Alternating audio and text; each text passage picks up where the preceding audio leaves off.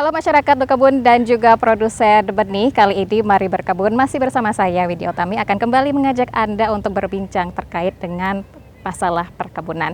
Yang dimana pada kesempatan kali ini di tengah hamparan bunga-bunga dan juga taman yang indah, topik yang akan menjadi pembahasan kita adalah mengenai proses sertifikasi mutu benih siap salur. Tentunya ada narasumber yang akan kita hadirkan yang sudah sangat ahli sekali di bidangnya, berpengalaman dan tentunya akan menjawab semua pertanyaan Anda terkait bagaimana proses sertifikasi mutu benih siap salur. Anda sudah siap untuk menyaksikan tayangan kali ini? Kita ikuti saja tayangan selengkapnya.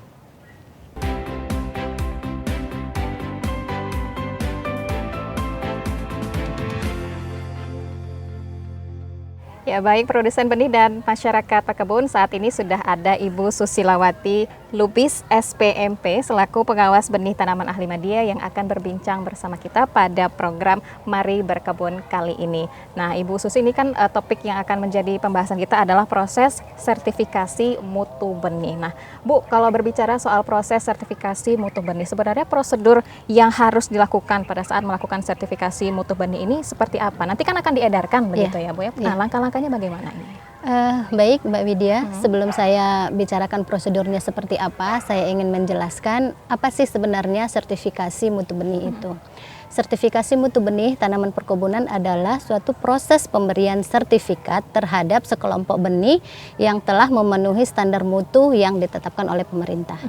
Nah kemudian prosedurnya adalah yang pertama adalah produsen benihnya melakukan mengajukan surat permohonan kepada Kepala Balai Besar Perbenihan dan Proteksi Tanaman Perkebunan Medan, baik dilakukan secara langsung ya dengan menghantar ataupun masuk ke dalam sistem aplikasi Pesona 1000. Nah, setelah masuk sistem aplikasi Pesona 1000 nanti ada disposisi pimpinan, kemudian itu ada menentukan siapa pengawas benih tanamannya yang akan melakukan pemeriksaan di lapangan. Karena ada dua tahapan yang harus dilalui. Yang pertama adalah pemeriksaan administrasi dan yang kedua adalah pemeriksaan mutu benih di lapangan. Oke, itu tadi sudah dijelaskan ya oleh Bu Susilawati bahwasannya tadi prosedur yang dilakukan itu ternyata juga tidak terlalu panjang begitu ya, prosedurnya bisa dikatakan singkat dan tentunya bisa menggunakan aplikasi Pesona 1000. Ya, itu kita harus tahu ya pemirsa bahwasannya aplikasi Pesona 1000 sudah kita tayangkan di episode pertama, jadi pastikan tonton dulu mengenai aplikasi Pesona 1000. Jadi sudah bisa nih ada rangkaian informasi yang bisa Anda dapatkan tentunya dari episode pertama, kedua dan ketiga. Tentunya ini memiliki kesinambungan begitu ya Ibu Susi. Nah, kemudian Bu Susi, hal-hal apa saja sih yang harus disiapkan oleh para petani kebun ini ya untuk bisa melakukan proses sertifikasi mutu benih siap salur? Nah, baik seperti yang saya sampaikan tadi, di dalam proses pengajuan sertifikasi, di dalam surat pengajuan tersebut itu sudah harus melampirkan persyaratan-persyaratan administrasi. Misalnya UPB, izin usaha produksi benih. Artinya suatu produsen itu adalah sudah legal menjadi produsen benih, di mana UPB ini adalah diterbitkan oleh Gubernur Provinsi Sumatera Utara. Nah, kemudian melampirkan juga asal-usul benih yang diproduksinya, Mbak. Harus jelas ya. Harus jelas asal-usulnya, dari mana diambil. Nah, asal-usul ini adalah kalau diambil dari tetangga sebelah nggak boleh? Nggak boleh. Bakal ketahuan juga? Ya, bakal ketahuan juga. Karena itu akan kita telusuri dari mana sebenarnya. Dan kita selalu monef, artinya kita lakukan monitoring evaluasi terhadap sumber benih dari mana asalnya diambil. Nah, makanya kita dengan adanya asal-usul benih tadi itu sebagai persyaratan utama, kemudian adanya harus melampirkan rekaman pemeliharaan. Nah, dari rekaman pemeliharaan ini nanti akan terlihat benihnya kapan datang, asalnya dari mana, sekarang kondisi sekarang ini umurnya sudah berapa. Nah, rekaman pemeliharaan sendiri itu bisa didapatkan dari mana? Dibuat oleh produsen benih. Produsen benih sendiri. Dibuat produsen benih dan pemeliharaannya seperti apa, pupuk apa yang diberikan, bagaimana penyiramannya, bagaimana pengendalian hama penyakitnya, itu semuanya di dalam rekaman itu akan terlihat. Nah, itu semua harus dilampirkan di dalam proses pengajuan sertifikasi. Oke, dan tentunya rekaman itu juga tidak bisa dibuat main-main begitu ya, Bu? Tidak boleh direkayasa tidak juga. Boleh direkayasa. Dan bisa ketahuan gitu Bu, kalau misalnya itu dibuat secara rekayasa begitu ya? Iya, kita dari asal-usul benih ini misalnya kalau di Sumatera Utara kan kita sudah punya database. Nah, kemudian kalau misalnya asal-usulnya itu berasal dari luar provinsi, nah kita itu punya jaringan antara UPTD provinsi itu di mana-mana saja sumber-sumber benih yang legal dan layak mengedarkan benihnya itu kita semua ada datanya. Oke, kalau misalnya didatangkan benihnya dari provinsi lain, ada mungkin prosedur lain yang dilakukan begitu? Kalau didatangkan dari provinsi lain, berarti benih itu sudah bersertifikat. Kalau dalam bentuk biji sudah ada sertifikat asal dari provinsi dari mana asalnya datang. Misalnya komoditi kakao diambil dari Sumatera Barat. Nah, yang melakukan sertifikasi pengujian mutu benih di laboratorium itu adalah dari UPTD Sumatera Barat, kemudian dikirim ke kita. Kalau dari luar negeri ada kemungkinan juga begitu Bu, didatangkan gitu benihnya yang ingin melakukan sertifikasi tapi benihnya dari luar negeri. Kira-kira ada nggak gitu Bu? Belum ada ya. Kalau dari luar angkasa juga nggak mungkin ada ya Bu. Oke. Nah, Bu Susi tadi kan udah jelaskan nih bahwasannya ada hal-hal yang harus dipenuhi oleh para petani kebun untuk melakukan sertifikasi. Nah, bila misalnya nih ada ditemukan satu saja syarat yang tidak bisa dipenuhi, ini bagaimana tindakan selanjutnya? Baik, di dalam proses sertifikasi tadi ada 2 tahapan. Yang pertama adalah pemeriksaan administrasi dan pemeriksaan mutu fisik di lapangan. Nah, yang Mbak Widya tanyakan itu adalah pemeriksaan administrasi. Apabila di dalam proses permohonan itu ada dokumen yang tidak dilengkapin, itu kita minta kepada produsen benih untuk melengkapinya. Misalnya belum melampirkan IUPB misalnya, itu sampai produsen benihnya melampirkan IUPB-nya, kemudian baru proses selanjutnya kita lanjutkan. Kalau IUPB belum itu apa tuh Bu? izin usaha produksi benih. Izin usaha produksi benih. Kemudian ada asal-usul benihnya tadi. Nah, harus dilengkapi semuanya. Kemudian baru ke langkah berikutnya untuk pemeriksaan di lapangan. Kalau nego-nego boleh deh Bu, satu aja syarat yang nggak bisa dipenuhi, nggak boleh bisa, ya. Kalau nyusul berkasnya boleh nggak Bu? Biasanya selesai dulu semuanya, administrasinya, baru dilakukan pemeriksaan di lapangan. Oke, artinya memang harus lengkap syaratnya itu. Tidak bisa syaratnya. nego-nego, nggak boleh bisa, ya, nggak boleh kayak kita jualan gitu ya, dagang gitu. Boleh lah nego sedikit, itu kurang sedikit nggak boleh. Nggak boleh. Oke, kemudian Bu Susi, nanti proses pemeriksaan di lapangan bakal berjalan seperti apa nih? Kan Bu Susi lebih berpengalaman, lebih tahu. Nah, prosesnya nanti di lapangan bagaimana? Nah, tadi setelah kita lakukan pemeriksaan administrasi, kemudian Kepala Balai akan menugaskan kita mengeluarkan surat tugas untuk melakukan pemeriksaan di lapangan, di mana masing-masing komoditi itu ada SOP-nya, ada standar operasional prosedurnya. Berbeda-beda ya. Ada itu namanya Kepmentan, Keputusan Menteri Pertanian, nomor sekian untuk kopi misalnya 88, kemudian untuk karet nomor 321 gitu, semua itu ada aturannya. Nah, begitu kita ditugaskan untuk melaksanakan sertifikasi komoditi yang dimaksud, kita harus pegang Kepmentan itu sebagai dasar kita untuk memeriksa standar mutu fisiknya di lapangan. Misalnya di dalam Kepmentan itu sudah diatur tinggi tanamannya berapa, jumlah daunnya berapa, diameter tanamannya itu berapa gitu. Nah, setiap komoditi itu diatur di dalam Kepmentan itu. Oke, kalau misalnya kita contohkan satu, yaitu adalah komoditi karet gitu kan. Nah, yang dilihat apa saja itu pemeriksaannya Bu, dan standar-standarnya seberapa kalau misalnya karet? Iya. Misalnya kalau untuk karet itu adalah kita lihat umur dulu. Umurnya adalah 3 sampai 6 bulan. Itu kita bisa lihat dari pemeriksaan administrasinya yang tadi. Sudah dilampirkan asal-usulnya, umurnya sudah 3 sampai 6 bulan, oh ya udah masuk nih. Kemudian kita lakukan pemeriksaan di lapangan, itu kita lihat yang boleh disertifikasi itu adalah dari payung 1 sampai payung 3. Artinya payung 1 boleh, payung 2 boleh, dan payung 3 boleh gitu. Kemudian kita lakukan pengukuran tinggi dari tautan okulasinya sampai payung 1 itu minimalnya itu 20 cm. Lebih dari 20 cm itu lulus. Nah, kemudian ada satu lagi yang harus kita hitung, kita ukur adalah diameter batangnya. Diameter batang kita lakukan pengukuran dari tautan okulasi yang dilakukan. Nah, itu diameter batangnya adalah 0,5 cm, itu paling kecil. Nah, lebih dari situ itu lulus. Nah, apabila sudah 4 tadi umurnya sudah oke, payung 1, 2, 3 juga sudah oke, tinggi payung pertama itu juga di atas 20 cm dan diameternya sudah oke.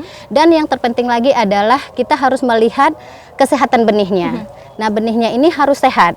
Nah, kalau benih-benih yang tidak sehat ada serangan hama penyakitnya itu tidak kita luluskan. Oke. Itu harus kita singkirkan dan kita kelompokkan benih-benih yang lulus standar tadi dan siap kita buat laporan hasil pemeriksaan. Oke, artinya ada pengecekan hama, ada pengecekan penyakit juga Iya, begitu ya, Bu. iya. Pentingnya untuk melakukan pengecekan hama dan penyakit ini sebenarnya untuk apa, Bu? Nah, harus tanaman yang sehat kan yang kita berikan. Seorang produsen benih itu harus bertanggung jawab terhadap mutu benih yang diproduksinya. Artinya benih yang kita edarkan ke masyarakat, ke petani itu adalah yang bermutu dari genetisnya, dari asal usulnya dan dia sehat.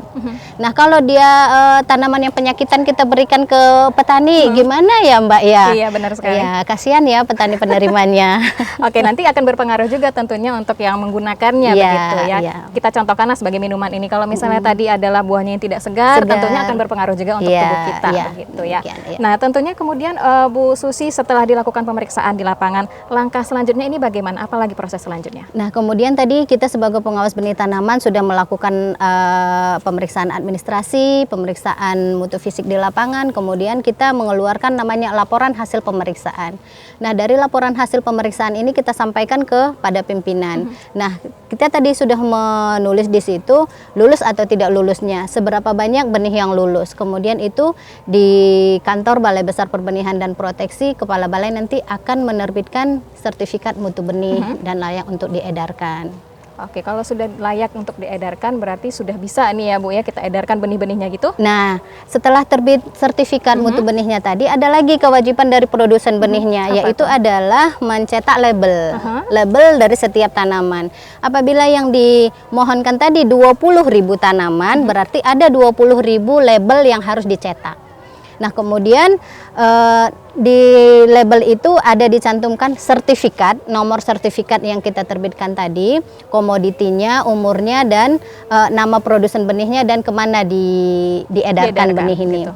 Nah, kemudian itu produsen benih akan melakukan penempelan kepada setiap tanaman, satu pohon satu label. Oke. Satu pohon satu label, ya. gitu ya. Setelah di label semuanya sesuai dengan yang dimohonkan, kemudian pengawas benih tanaman turun lagi, Mbak, memeriksa. Dicek lagi Dicek begitu lagi. ya, oke. Nah, apakah memang label yang ditempelkan itu sudah tepat pada tanaman yang telah memenuhi standar mutu? Oke, artinya nggak boleh dilabelkan oleh tanaman yang tidak sesuai standar begitu Tidak, ya? ya, yang tidak Oke. sesuai standar tidak boleh di label. Nah, apabila kita menemukannya seperti itu, kita sebagai pengawas benih, kita harus meminta tolong untuk dibuka label tersebut dan tanamannya disingkirkan karena tidak layak, dan kelompok benih yang layak tadilah yang harus kita di label oleh produsen benihnya. Oke, untuk beberapa tahun Ibu berpengalaman di bidang ini, ada mungkin Ibu temukan yang seperti itu, labelnya tidak sesuai dengan tanaman yang harusnya diberikan label Nah, gitu? ya ada, Mbak. Kita kan bekerjanya kan tidak 24 jam ya, Mbak, di lapangan. Nah, ada jam kerja. Nah,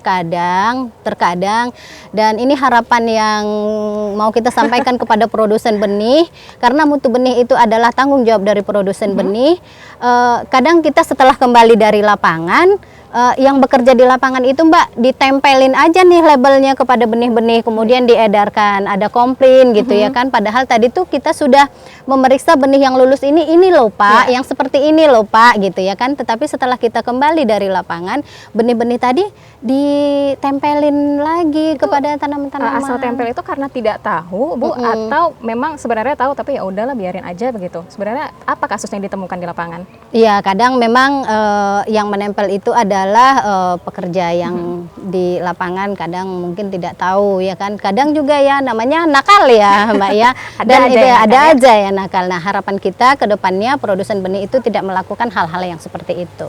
Oke, ya tadi setelah dijelaskan oleh Bu Susi ya bagaimana proses daripada melakukan sertifikasi mutu benih siap salur. Kemudian Bu Susi bisa dong Ibu sampaikan juga kepada para petani kebun yang ingin melakukan sertifikasi mutu benih siap salur ini apa nih Bu kira-kira yang ingin disampaikan? Ya, saya punya dua harapan terhadap, yang pertama adalah terhadap produsen benih yang telah melakukan sertifikasi mutu benih. Apabila ingin mengedarkan benihnya, setelah dilakukan pemasangan label, maka benih-benih yang disalurkan itu adalah benih yang sudah layak untuk diedarkan. Yang kedua adalah bagi masyarakat umum yang punya keinginan untuk berusaha memproduksi benih, sah-sah saja, boleh-boleh saja. Syarat utamanya adalah harus mengurus izin usaha produksi benih yang diterbitkan oleh Gubernur Sumatera Utara. Oke, itu dia tadi pesan dari Bu Susi ya, tentunya sangat bermanfaat sekali bagi Anda para petani kebun. Dan sebelum kita tutup untuk tayangan kita kali ini, pemirsa teman-teman, tentunya kita akan menyaksikan dulu video berikut mengenai proses sertifikasi mutu benih siap salur. Sertifikasi benih karet itu sesuai dengan permohonan yang sudah masuk ke Balai Besar, seberapa jumlahnya. Kemudian kita melakukan penghitungan jumlah dengan cara kita hitung barisnya berapa dan kita hitung barisnya ke belakang semuanya untuk mendapatkan berapa populasi yang kita lakukan pemeriksaan ini. Kemudian kita hitung populasinya berapa, semuanya kita hitung.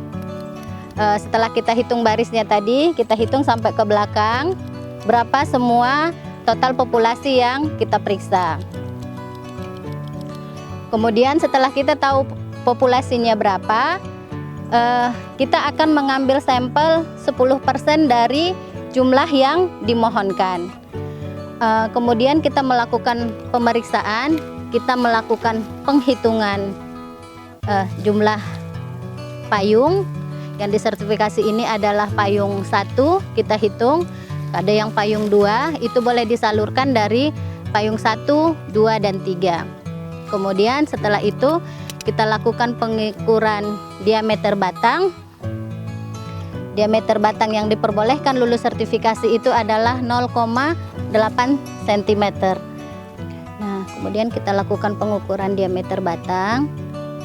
Benih yang lulus sertifikasi itu adalah ini 0,8. Ini sudah memenuhi standar besarnya benih yang lulus sertifikasi. Kita lakukan pengukuran tinggi payung mulai dari payung 1 sampai ke tautannya itu adalah minimal 25 cm. Kemudian pengukuran atau sampel yang kita ambil tadi tinggi payung, diameter payung itu kita ambil 10% dari jumlah total yang disertifikasi setelah kita hitung semuanya populasinya. Nah, kemudian tadi setelah kita lakukan pengukuran tinggi payung, pengukuran diameter batang, kita ambil 10% dari jumlah total yang dimohonkan. Kemudian benih tersebut dilakukan layak untuk diterbitkan sertifikatnya. Nah, demikianlah yang bisa kami sampaikan cara melakukan sertifikasi benih karet. Nah, setelah kita lakukan pemeriksaan benih pada tanaman karet, kemudian diterbitkan sertifikatnya, kemudian label ditempel oleh produsen benih pada benih karet yang sudah layak salur. Nah, sebelum diedarkan, setiap benih-benih yang telah terbit sertifikatnya wajib diberikan label. Kemudian kita periksa apakah label yang ditempelkan itu memang sudah ditempelkan pada benih yang memang telah memenuhi standar dan layak untuk diedarkan. Baik, pada kesempatan ini saya berada pada produsen benih karet milik CV Andika Tirajaya punya Bu Mei yang terletak di Desa Galang Suka. Ini ada benih karet yang sudah siap salur dan tersedia juga kebun entres di sekitarnya sebagai sumber bahan tanam untuk batang atasnya.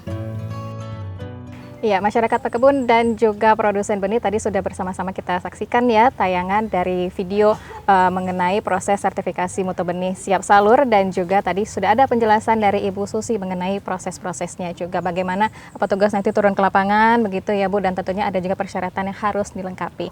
Jadi mudah-mudahan apa yang sudah disampaikan kali ini untuk Anda di episode kali ini tentunya bermanfaat dan semoga Anda juga sudah bisa mengaplikasikannya di kehidupan Anda sehari-hari. Jangan lupa juga untuk mendownload aplikasi aplikasi Pesona 1000 karena tentunya melakukan proses sertifikasi mutu benih siap salur ini sudah bisa Anda lakukan juga melalui aplikasi Pesona 1000. Begitu ya Ibu Susi? Oke, kemudian terima kasih juga kita ucapkan ya kepada Ibu Susilawati Lubis SPMP sebagai pengawas benih tanaman ahli Madya yang sudah berbincang dengan kita pada kesempatan kali ini. Dan tentunya kita akan bertemu lagi di episode selanjutnya ya teman-teman. Tetap kami ingin sampaikan kepada Anda semuanya bahwasannya mari berkebun untuk mendapatkan benih bersertifikat dan produksi tinggi. Demikian, kita akan bertemu lagi di episode selanjutnya. Sampai jumpa.